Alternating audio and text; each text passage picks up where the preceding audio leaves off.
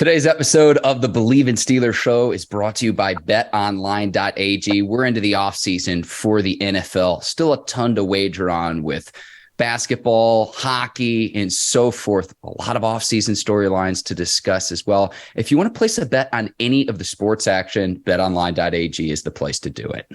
365, 24/7, 7 days a week. Make sure y'all go to any sport, betonline.ag. Head over to the website today. Use our promo code Bleav, that's BLEAV, to receive your 50% welcome bonus on your first deposit. Bet online, where the game starts. All right, cue the music. It's time to start the show.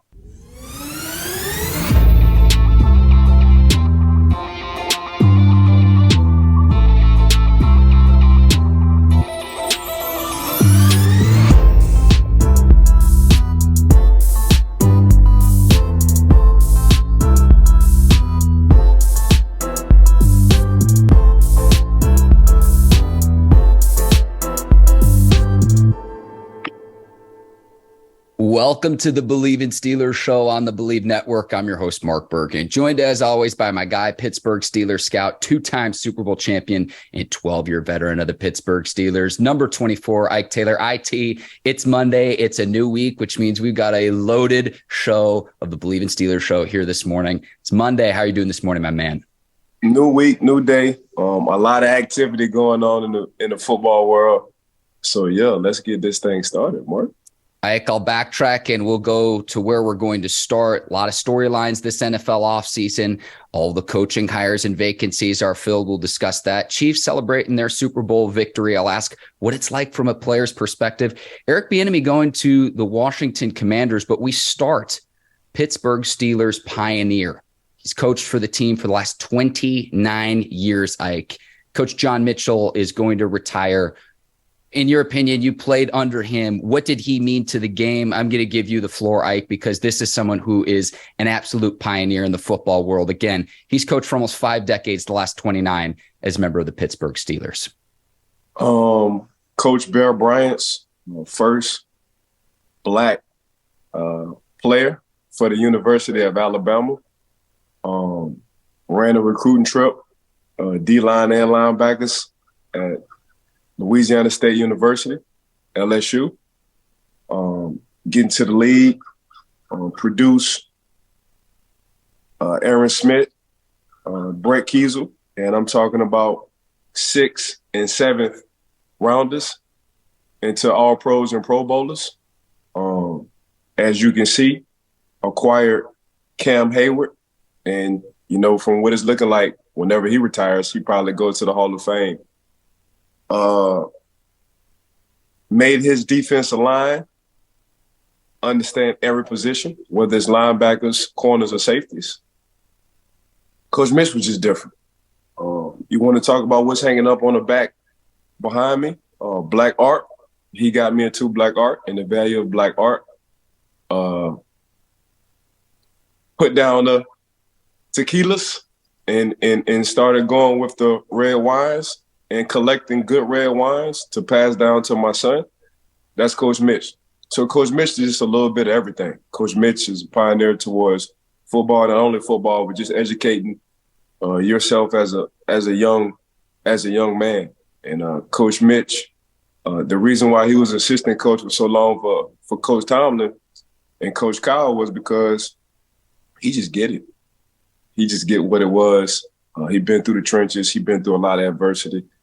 But Coach Mitch, towards the times I've been knowing him through the Pittsburgh Steelers organization, just players who played under Coach Mitch, they got a story for him. And usually the story for Coach Mitch, it was a life story.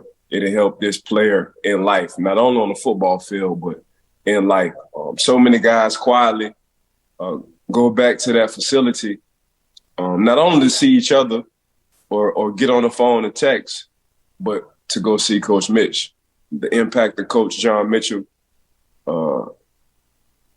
was huge, and he's really not talked about as much. I saw the Steelers had posted him on Instagram that he was retiring, and I just told everybody on my story, man, y'all need to Google this man because he's bigger than what you can ever imagine or dream about. The impact of Coach Mitch throughout that organization was huge.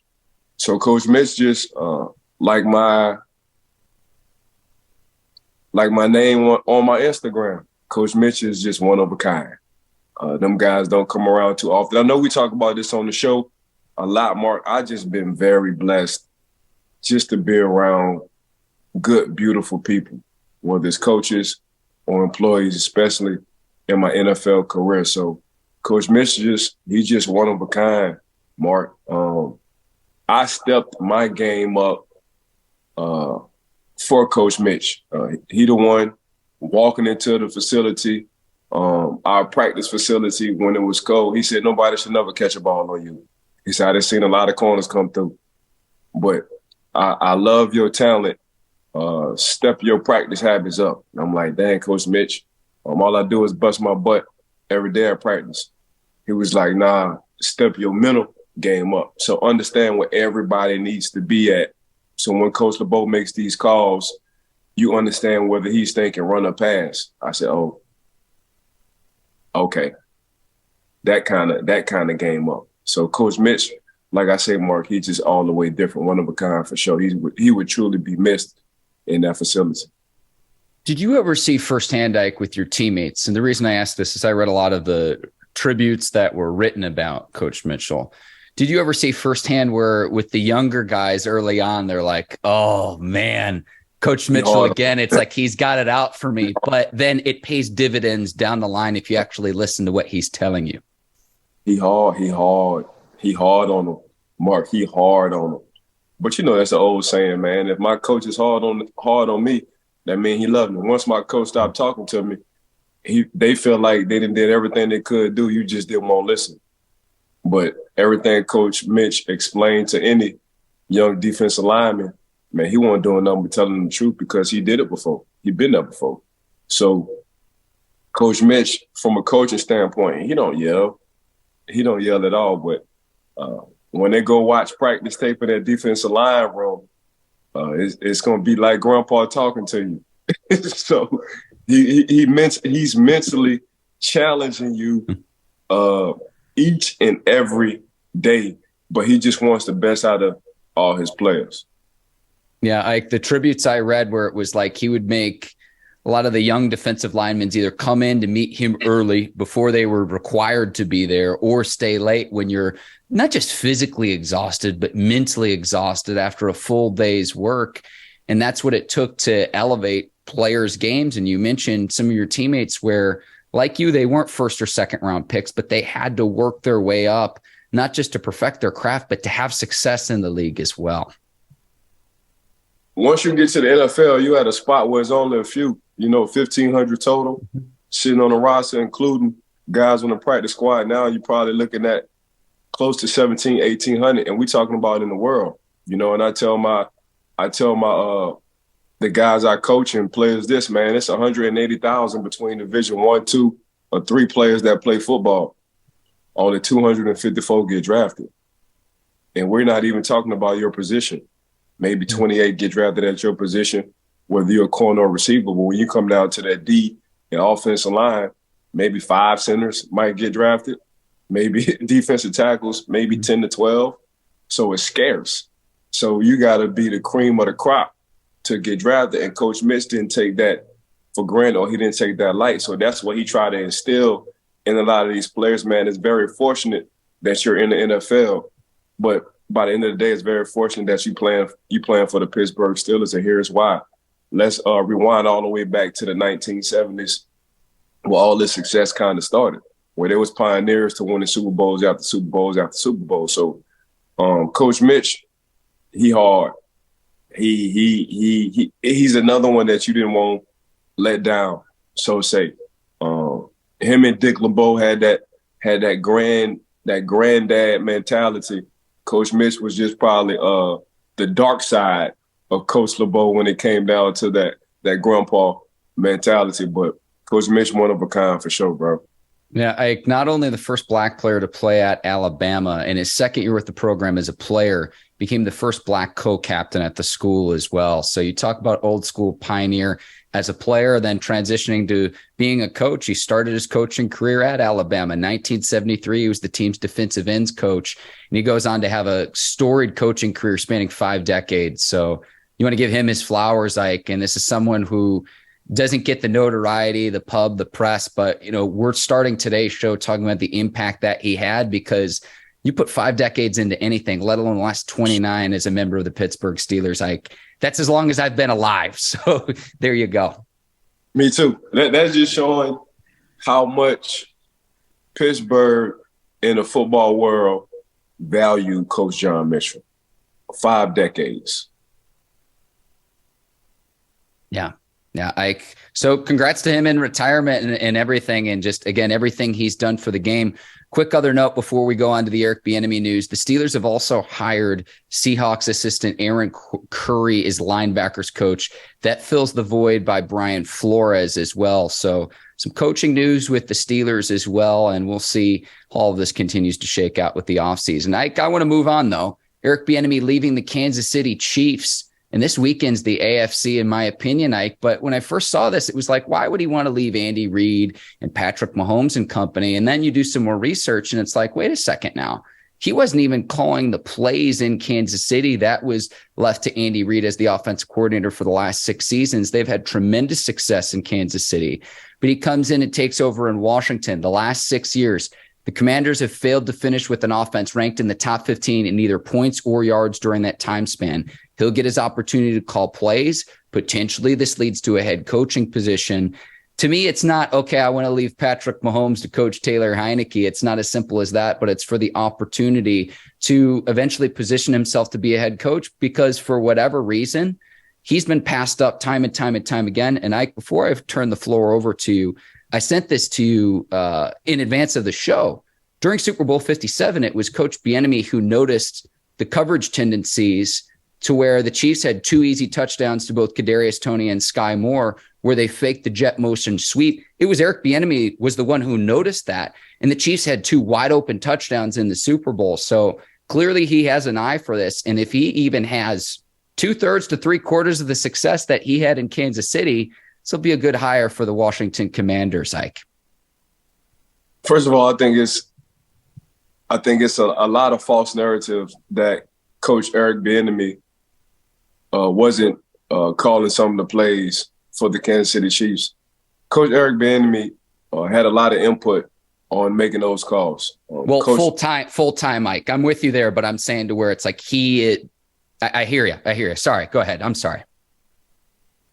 But you get a lot of other coaches who get opportunities that not even close to looking at Coach Eric Bieniemy's resume that's getting these head coaching jobs. You look at a lot of other coaches who don't have the success, the input.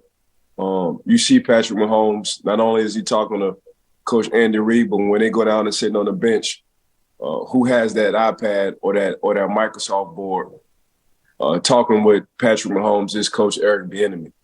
Coach Eric Bieniemy, and I've been knowing Coach Eric Bieniemy for at least 12 years, just off of him playing and coaching because of MJD, Maurice Jones-Drew.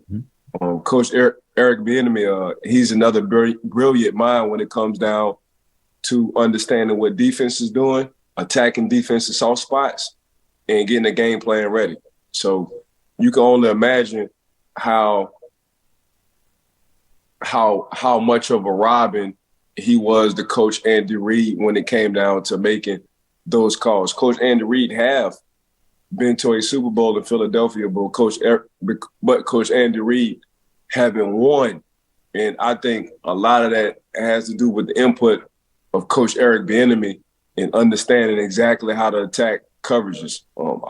I got to give a lot of praise to Coach Andy Reid. I think Coach Andy Reid kind of put some of his knowledge aside and soaked in some of Coach Eric Bieniemy's knowledge, because Coach Eric Bieniemy might look at attacking the defense different ways. You just never know. But Coach Eric Bieniemy, man, I think the time is right. The time have came. We talked about Coach Eric Bieniemy on the show numerous of times on why he haven't had a head coaching job. This time might put him more in the forefront than what he was with Kansas City Chiefs. But Coach EB, man, I'm just happy for him. I think it's been a long time coming. We talked about, and I'll be the first to say this. We've talked about guys who have major impacts, and we said, man, what the Kansas City Chiefs going to do when they lose Cheetah? Well, I think I want to see my personal opinion now on the flip side, what Kansas City Chiefs going to do when they lose Eric Bieniemy. So time will tell. We shall see how much of an impact he was dealing with the loss or the value on coming up with some of these game plans against other teams' defenses. So we talked a lot of smack. Let's see how much smack we'll talk. The man behind the scenes, so saying Coach Eric Bieniemy, and he has the opportunity to prove to us in the football world, going with the Washington Commanders. I told y'all. So we shall see what the Washington Commanders do, because they did make the playoffs 2 years ago with the Taylor Heineke, so say. So it just goes on. We'll see what they get in the draft. We'll see what they do in the offseason, Mark. But my personal opinion, this is a major, take players out of it, this is a major hit to the Kansas City Chiefs in that offense and that organization. Ike, you're in my brain, and that's a dangerous place to be. How the Chiefs fill the void is something that I wanted to discuss next, because Matt Nagy, the former Bears head coach, he had been an assistant long time under Andy Reid in the Chiefs organization. I would assume he's next in line, but you're losing Bieniemy, and I look at it from this standpoint. I got a lot of friends in Kansas City. I'm a University of Missouri grad. A lot of friends in Kansas City that are devastated by this news with Eric Bieniemy leaving, because they're genuinely concerned. Then I look to see, okay, what does he mean to the players, the key players in that locker room? Patrick Mahomes loves him. Tyreek Hill is no longer there, so he has no reason to lie. They have nothing but praises to say about Eric Bieniemy. And now he's not. Now he's in Washington. Now he's not going to be in Kansas City. Is there going to be a drop-off? We know how difficult it is to repeat as Super Bowl champions. It hasn't been done since 03-04 with the Patriots. And you have to wonder, as Mahomes gets older and you've got to pay him $500 million as part of his contract, Travis Kelce's still doing his thing, but they don't have that dynamic, explosive playmaker that they had with the Tyreek Hill. And now they lose one of their play callers, a brilliant genius offensive mind, Ike. And those 2 touchdowns is something we talked about immediately after the Super Bowl. They were 2 absolutely critical plays. And yes, you credit the players for the execution, Ike, but he saw something that opened up easy touchdowns when the windows are tighter in the goal line. It's harder to complete passes. You always tell me, Ike, you can't give up a blade of grass anywhere on the field, but specifically in the red zone, because you're playing with the shortened field, and the Chiefs were able to make it look easy. And one other point too, we've said this, Ike, and I would encourage any offensive coordinators or offensive minds in this league. If you want to get better, look at what the Chiefs do in terms of their red zone execution. Ike, I feel like we were saying it all season long this past season. Eric Bieniemy, whether he's calling the plays full-time or not, is certainly a key contributor to that. And so there's going to be a huge void there in Kansas City now. Yeah, Mark, when you want to talk about Eric Bieniemy, EB, let's go to running backs. Coach Eric Bieniemy played running back his whole life. Going to Rutgers, drafting a late round draft pick, and how you say his name? Pacheco. Getting Pacheco in a later draft. Him wind up being a featured back. Coach Eric Bieniemy saying draft these red flag players, I got them. Because a lot of these players for the Kansas City Chiefs coming out either had red flags or they're acquired guys. Kadarius Toney, red flag. So how you think Coach Andy Reid felt like, you know what, I got a coach on staff, he can relate to him. He can talk to him. He can make my job a little bit easier. Because you do, to get to what Kansas City Chiefs has been the past 5-6 years, AFC Championship, Super Bowls, you got to have guys with red flags.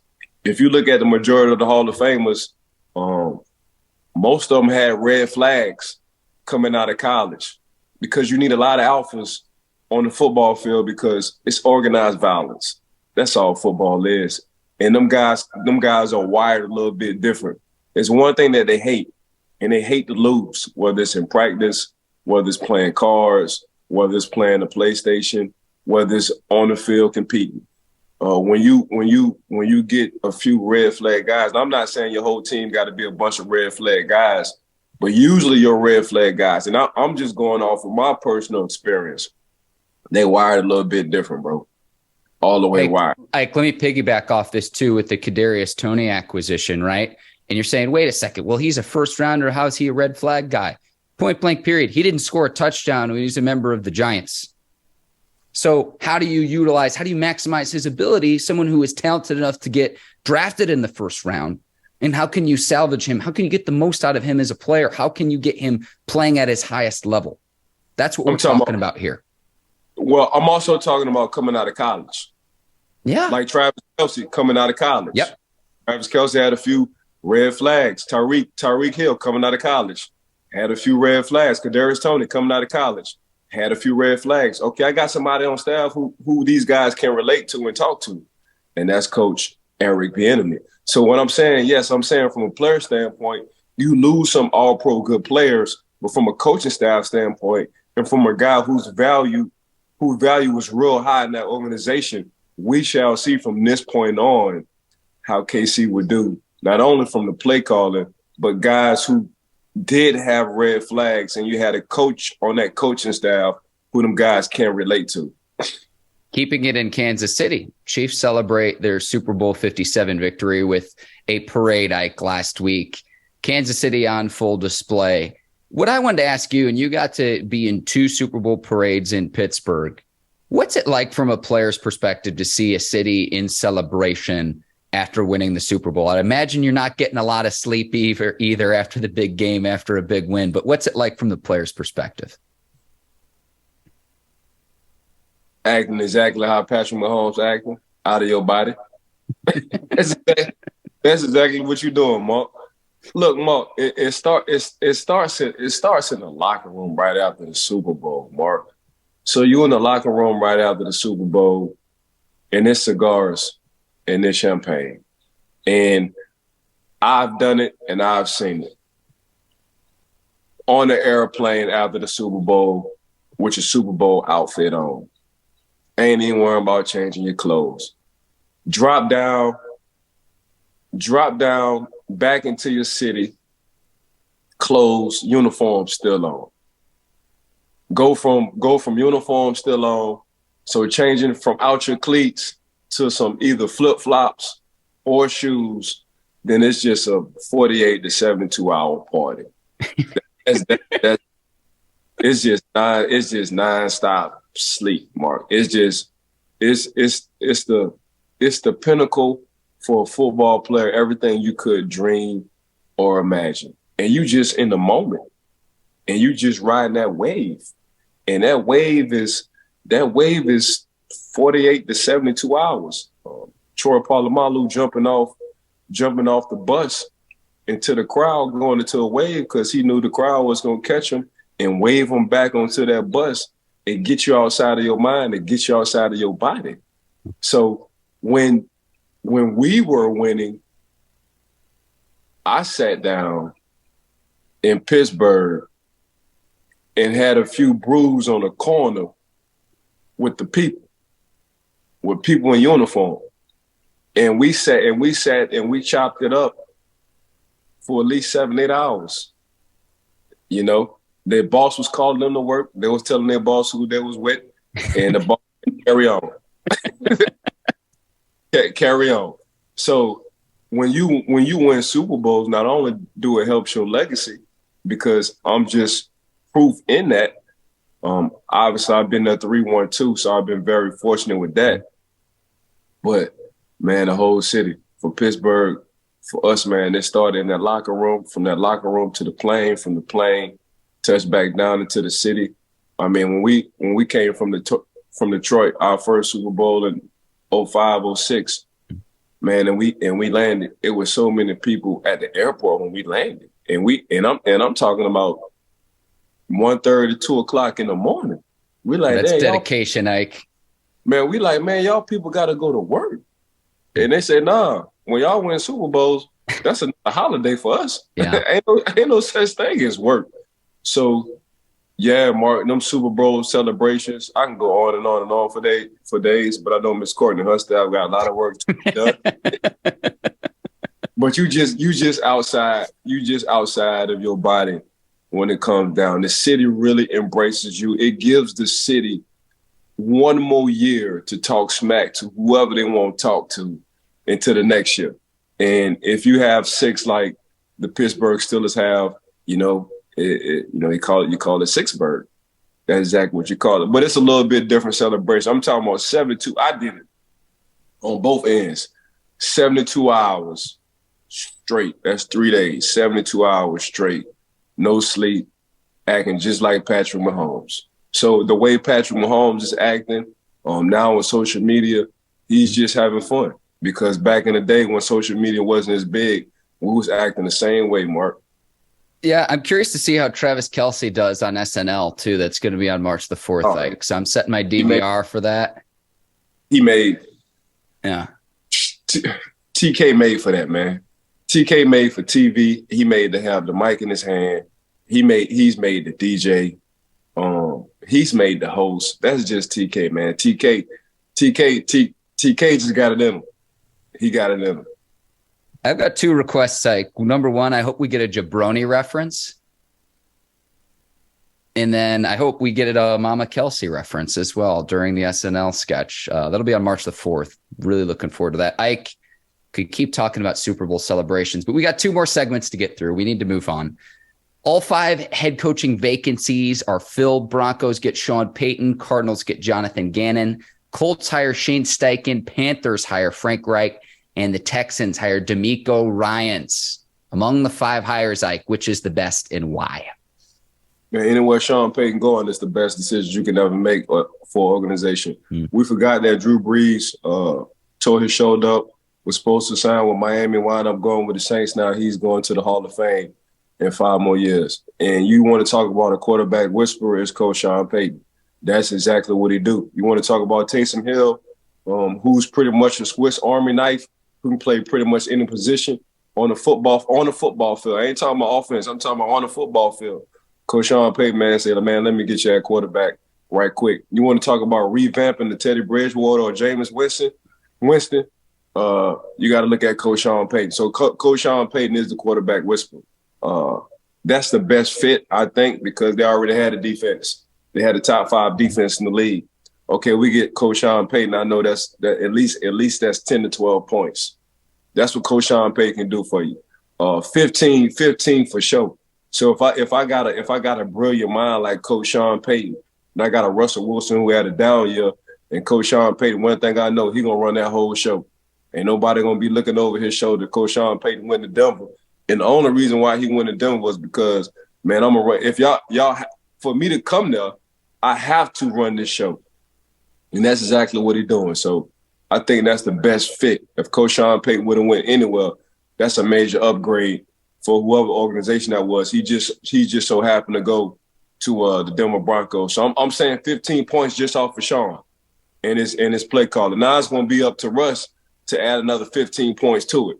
But when you got Coach Sean Payton, I know Coach Sean Payton for sure. And this is a man who don't even play. His mind's just so good in play calling and getting guys in positions to make plays. That's 15 points off the rip. So you got top 5 defense. You got Coach Sean Payton who can give you 15. Hopefully Russ can revamp his career and give you another 15. And the Denver Broncos is going to be exactly what we thought they would be this year because of Coach Sean Payton. Like, I'm with you. And yes, resurrecting Russell Wilson is what everyone's going to focus on. The guy I have my eyes on, Javonte Williams, the running back, Ike, and I'm going to give some advice to our listeners right now. This is coming on February the 20th.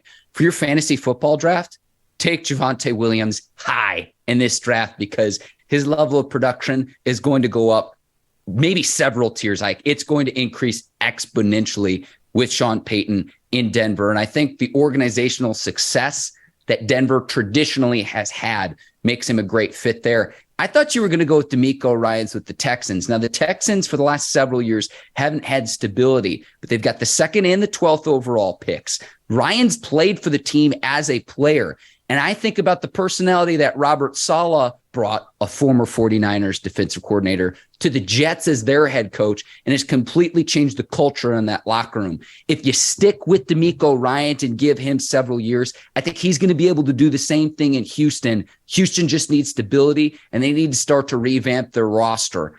I'm going to go with D'Amico Ryans here just to piggyback off you. I'd pick Peyton first, but D'Amico Ryans is where I would go next, Ike, because you've got the 2 first-round picks this year, so you've got a little bit of a blank canvas, but you need to revamp the culture in Houston. I think Ryans could do that coming over from San Francisco. Yeah. I love D'Amico. Watching him play and coaching, you just saw the temperature, the attitude, the vibe from the San Francisco 49ers defense, and that just carry on to the offense. So, and that's all because of Coach D'Amico Ryan and his mind, his coming up with plays and his style of play. He's playing how we used to play in this new generation of football. So he just figured out how he need to get his guys to play without getting flags and getting suspended and getting fines and that good stuff. Anthony, I tell you this, and I'm just speculating, I'm just guessing.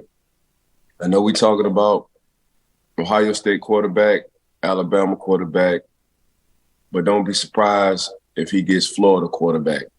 Anthony Richardson? Yes, because you're going to need a quarterback. You want to talk about a guy who doesn't have a ceiling when it comes to athleticism. 6'4", 6'5", 240, that can move and who's agile, it's him. So now I just need to build. I need to build around him. So I'm just throwing that out there. Mark, it's February. What's the date? 20th, February 20th. I'm just throwing it out there. Well, Ike, in the AFC, you're going to have to potentially go through 3 stud quarterbacks: Mahomes, Burrow, Herbert, Allen. Right? What happens with Lamar Jackson? You're going to need someone. So you might need to go with the guy who doesn't have a ceiling. But the bust potential is also there. But if you can develop the player and you can surround himself with the right coaching, with the right personnel, that's why you go after a guy like Anthony Richardson.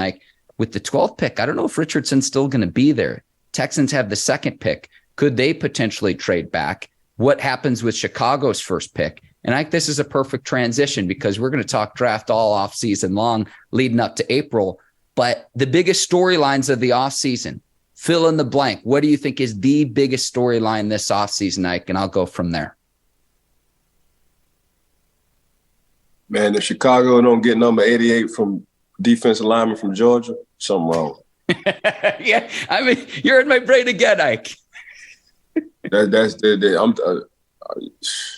You want to talk about a grown man, a game changer, just a game changer.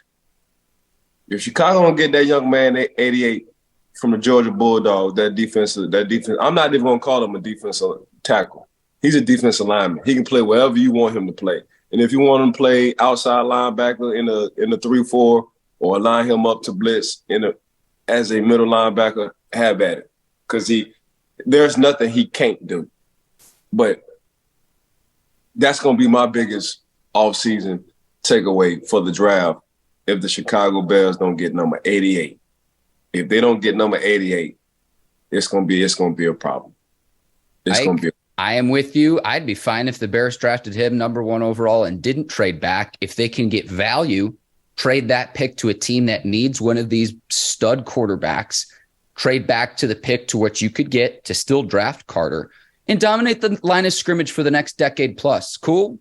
Because that's what I would do if I was Chicago. I'm with you, Ike. I feel like Chicago already got their quarterback.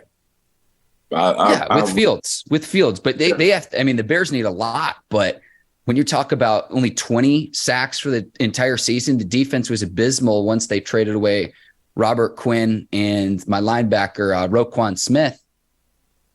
but you want to dominate the line of scrimmage for the next decade plus. You want to play in quote unquote bear weather in November, December, January, hopefully. And what have you had success with your franchise? It's stud defense and it's running the ball. The Bears have been looking for a quarterback for forever. They might have one in Justin Fields, but to me, it's a no-brainer, Ike, too, because if you go with Will Anderson from Alabama, and he's a stud prospect too, Ike, I really like him, but he's not going to matter on the edge if your interior is not stout. Mark, hey, you just said it. Mark, 88 from Georgia. He's the game changer. You get 88 from Georgia, Mark, you and I can start calling defensive calls for the Chicago Bears. Ike, what would you say is the biggest storyline? You could take this outside of the draft if you want to. I really think there's two. And if you want me to give you my two, I can go from there. But I think there's two big storylines that we need to keep our eye on this offseason. All right, then take off. Okay. What happens with Lamar Jackson? We'll go into that. And then does Aaron Rodgers stay in Green Bay? Does he go to New York? Now let's start with Lamar Jackson. Ravens have a decision to make. Exclusive tag, non-exclusive tag. Let me explain to you the difference. The difference is about $14 million. The exclusive tag is more costly, though, meaning the Ravens can keep him at $45 million per year. No one else can go after Lamar. If they put the non-exclusive tag on him, another team can say, hey, we'll pay Lamar Jackson. The Ravens have the rights to match, but that leaves him out on the board to where another team could trade for him for, say, 2 first-round draft picks. So that's what I'm keeping my eye on with Lamar, because I think the franchise tag with him is going to be inevitable. Then the question leads to, after you get between the exclusive and non-exclusive tag, Ike, is, does Lamar end up holding out? And I think that he will end up holding out if he's put under the franchise tag. And then what do the Ravens do? So that's what I'm keeping my eye on, number one. I have my crazy half-baked theory that I think he could wind up in Tampa. And then number two, with Rodgers to the Jets, it goes back to what we were talking to last offseason, Ike, where there were rumors that Rodgers could go out to Denver. And it's like, do you really want to play Josh Allen every year, twice a year? Do you want to play Bill Belichick and the Patriots? And then you've got to take on Tua and the Dolphins that are up and coming as well. The grass isn't always greener. I think that in the NFC North, the Vikings are a paper tiger. 11 of the 13 wins the Vikings had this past season came in one-score games. Yes, Detroit's on the up and up. They look pretty good right now. The Bears have a ton of draft capital and a ton of salary cap space, but they're still rebuilding too. If I'm Aaron Rodgers, I know that you've been in Green Bay for forever.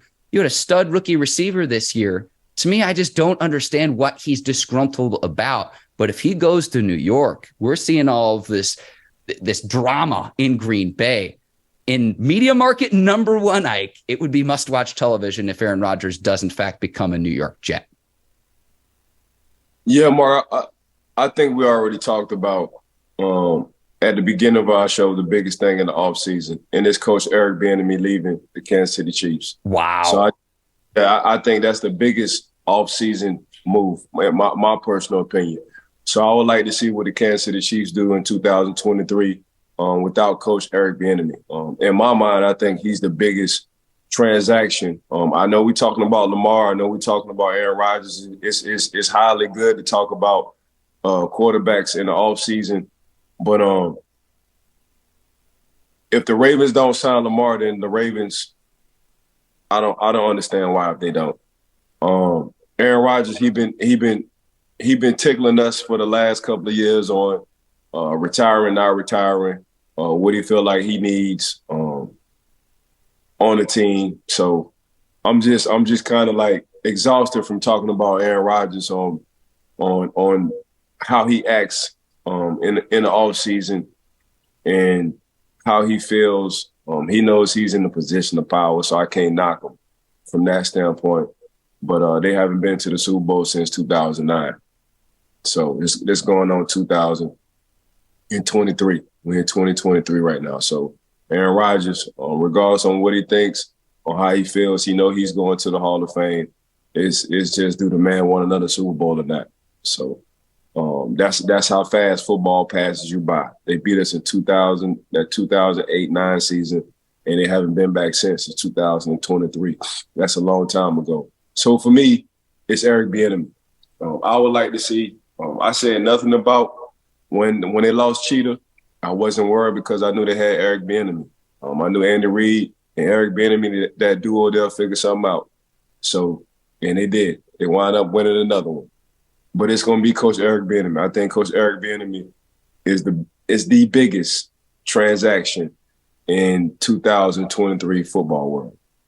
Ike, that comes from a tremendous amount of insight. I am very surprised to hear you say that. I mean, few other things I want to mention, and we'll wrap here. Texans with the 2nd and the 12th pick. I've got my eye on that. Who takes over for the Buccaneers in post-Tom Brady era in 2023? There is a ton this offseason. And it's like we're only at the tip of the iceberg, Ike, and we could talk till sundown about all of this, but we got to wrap today's show. Today's sponsor of the Bleav in Steelers show brought to you by betonline.ag. Ike, I want to thank you. You're the absolute best. Our video producers over at Brinks TV, led by John Brinkus, Courtney Vargas, Herbert Diaz, and the whole crew over there. Ike, I want to thank you yet again. And I'm very excited where, we don't have game action, but there is still a ton to talk about. We're going to get you ready for April's draft here in the coming weeks too. We've got a lot of high quality guests coming up here on the Bleav in Steelers show. So I'm very excited for our listeners and viewers. We're going to continue to provide the best NFL insight. Yeah, make sure y'all keep tuning in to the Bleav in Steelers podcast. I wanted to give another big shout out to betonline.ag. Miss Courtney and her crew at Brinks TV, man, y'all always got us looking good. Trying to make sure we're on y'all time. It's 11 o'clock, so we should wrap it up. I want to thank everybody for tuning in and watching. Mark and I as well. Mark, I want to thank you as well. I want to thank everybody who have been working behind the scenes for us on this podcast. I want to thank Bleav in Podcast as well. Make sure y'all subscribe and make sure y'all give us 5 stars.